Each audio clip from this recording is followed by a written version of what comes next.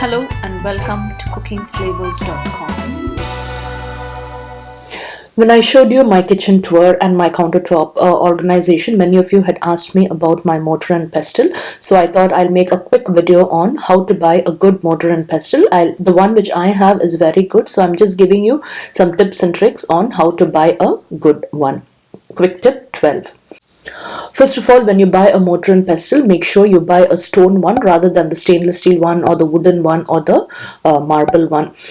So that's the first tip there. The second tip is the mortar, that is the base. The mouth of the base should be nice and wide, and it should be nice and hollow, and the stone inside should not be very smooth. It should be a little rough in texture, and the pestle, the one with which you crush, should be a little narrower. That's how when you crush and when you grind it, you'll have enough space to move it around and crush it easily. You will see some mortar and pestles where the mortar is very narrow and the pestle is very huge. So at that time you will not have space for you to crush or grind it. So make sure you buy something like this and make sure the base is nice and heavy. So these are very small and few tips for you to get a good mortar and pestle.